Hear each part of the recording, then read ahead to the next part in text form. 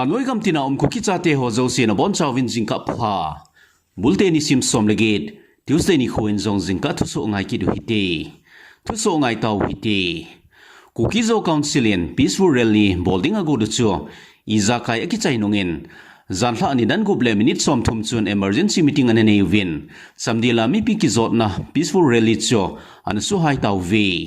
tu ni kho February ni sim som legit ni kho a Kuki-Te chena district zo si a peaceful rally neiding ti a Kuki-Zo council KZC in ago du chu government of India nge na boldung zuyuwa Kuki-Zo council in alada o hidanin apungdo ve Kuki-Zo council in chuchi rally kilado na chunga mipi hon hetim chi na ding win ngen zong na bol win chuchi thilke bol chun Kuki-Ten political movement bol na wa Kuki-Te adinga phachum na hizuding hitin Kuki-Zo council in apungdo ve Kuki-Zo council in school hall e college so khana ding in thuna piu win school authority hon suti apun do man ta ziu win rally ki bolta loading hitai tia bainunga tu phun a bolta awangu chun school phabe bin suti an phun do sau chu achi pi zom taw win mo se in nikhat suti an kil ha taw vi Kuki-Zo council in rally bolta loading tia tu phun bol nu win Kangui district akona Kuki CSO committee on tribal unity ko tu honjong head sa tu phun an bol win rally ki bolta loading hitin an head sa uvi Kuki-Zo council in rally bol na dinga to gon sim nung win Zomi council in rally ki bol na akapan loading hitia apun do nung win Zomi council ho tu pun chu ke honjong kata sot win kanung thubo vetin Central Village Defense Force CVDF fon apung do v CVDF fon zani monday ni khwa tu pun bol na wachun peace rally chun Central Village Defense Force CVDF ho operational area ahin ho pa the loading hitin jong na phung do v Central Village Defense Force CVDF fon seina wachun hichi rally neiding hi ke honjong pha ka sauvi ahin la ki tu na ding de hilowa zomi not tha ma koi hi zin mi pi hole task force ho chule defense committee ho an chingthei chi ote tin CVDF fon an head sauvi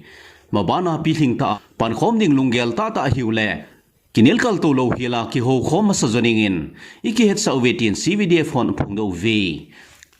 Kuki-Zo council KZC in rally call off abolo alado now azidi ta asudo povin government of India nge na abol dung zuywa kilado hitin apung do win government of India ni tabanga kitip na abolwa assurance tabang api over Kuki-Zo council in rally chu call off abol jingo hamwang headset hipoi Kuki-Zo council in rally asu hai nung win Ksod delian NCR hon tu pon hin bolwin Haung Longding first March ni khoa Delhi ko pia protest lin ta khat ki phin na lin ta khat bolding an ki go hin ahin la KZC ho to go na noya ki phin na bolding to gon ta ji chun March ni sim khat ni khoa ki phin na bolding ki go chu ana ki suhai hin Kuki-Zo council in ato go no ahin suhai o hitan Kuki students organization Delhi and NCR in to gon anum sa March ni sim khat ni khoa ki phinna protest na sata bolding ki go chu kachi video hitai tin Ksod delian NCR hon in phungdo taw vi chu chikin gon chu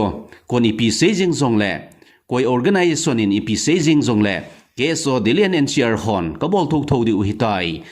Kuki-Zo council 2 kila loading suspension of operation SO ho 2 kila loading Minister of Home Affairs ho 2 kila loading Government of India ho 2 kila loading koima 2 kala ta loading o Kuki-Te thubo kachi piding hitai tien pu Paojakhup Guite President Kuki Students Organization Delhi and NCR in aphongdo in chule Kuki-Zo council in Kuki mi pi ho Eilhep naw hi tu chung puma Anivei na Ahitai tin zong ama pan aphongdo e Kuki-Zo council hon tu masanga Delhi ko pia Minister of Home Affairs MHA palai ho akimu pi nungwin press conference bolding atiwin media house so zo si tepna akibol chai nungin Kuki-Zo council in press conference ana suhayu win government of India Ministry of Home Affairs MHA palai hon aphalpo vetin Kuki-Zo council hon chuchi press conference su an suhayu vetin Ksod delian NCR in phamosa naw thu hon phongdo win gamtum mo na dinga central government pressure pe dinga yahin ahin la ibola Ministry of Home Affairs MHA ho pressure ikipi sa uwa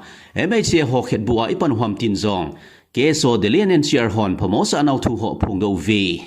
Ksod delian NCR President pu Paojakhup Guite sebe na gamtumi thum na wa hi central government pressure episode diu do lahin ahin la ama ho zoin ei ho pressure e bolovetin phamosa na thu ho phungdo in Ksod delian NCR le Kuki-Zo Women's Forum Dalian NCRN mipi ho kasai lep lo hil di wahitin zong apung do in sule Kuki-Zo Council noya protest rally ki bol na pangding hon ato na mun ho akuna suti akila chi uhitan dali khupia mipi ki phin na dinga to gonan ki sim ho zo si akichai so hil nunga ki phin na protest rally akila do hi apomol he jing e tin zong Ksod Dalian NCR hon apung do vi Ksod Dalian NCR hon mipi ho klem lo hil dinga hitin apung do win chule ama hon asai be na wchun koi ham mi hon khet bua e manu hitin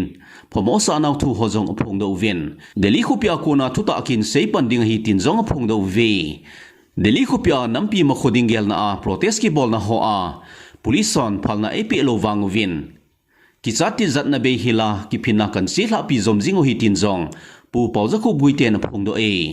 Ksod Dalian NCRN CSO ho kitosot loading non-cooperation ki panding Ahitai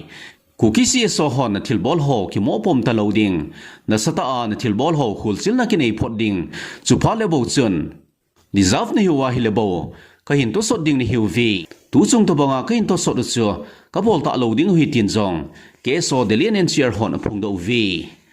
chule ama hon asai be na wachun rally bol na dinga expenditure hole Patam ta kisumang ho ko neile diu ham tin do na zong an bolu vi heme che palai ho hapta ki lemon program sunga hunguwa kuki hole meilei ho akhi olympi se ding hidanin CSO lubu khadin e hin head sain chuti hi je chun rally la do win e hin tiu hitin CSO lubu khadin e hin head sa 18 Kuki Students Organization Dalian NCR President Paojakhup Guite in clarification api na chun an phung do in chule ama pa na sebe na center government in Eilhep now Ksod Ahitai BJP in Eilhep now Ksod Ahitai ibola ita san na alai diu ham tin jong ama pan phamosa na thu ho na phung do e Manipur Chief Secretary Prasan Kumar Singh LISPK Singh in Zani Monday ni khochun Tuibong Khopiam District Headquarter Muna Mini Secretariat Vilna Aganayin District Vaipu Hoto District Sunga Kimancha na ding chungchang thu ho na sei kho movie Chief Secretary chu Deputy Commissioner Darun Kumar Esto District Vaipu Hon anali movin Mini Secretariat Conference Hall muna chun ki hona anani kho movie Chief Secretary PK Singin District Sunga CSO palai ho to jong ki hona anani win khanto machal na dinga government to CSO ho ki ka a ki thu khom na ding thu ho na sei kho movie Chief Secretary chu IGP Rajiv Singin anathon pi a hi Manipur Chief Minister Anhi Biren Singh Sotole anapang ex-BJYM President Bari Sharma in Manipur gam sunga galetul akipat do na haji pipen hi Biren Singh ji ehitia apun do nung hin Biren Singh dinga athu sa na kibe na khat Ahitai Bari Sharma in aseina keiman kabol zo si chu Biren Singh thupi direct order dungzuya kana bol hin chutia pan kala jing lai chun Manipur State sunga khonga ho village defender hola akiman masapen keima khong hitai tin ama pan phung do e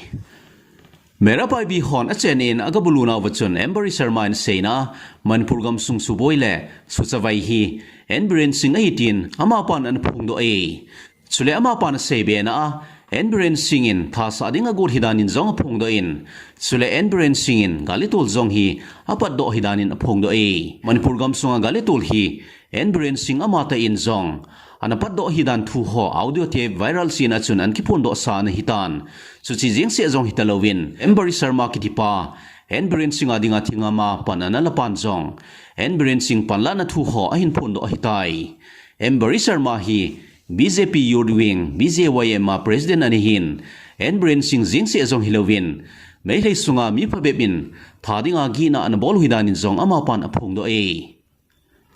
Sule ama pan sebe na thadinga ai ki got na chunga police of venbit na kan thum jingin ahin la aina ki pi poitin jong ama pan phung do in Sule first information report FIR bolding agor hidan thu ho jong phung do e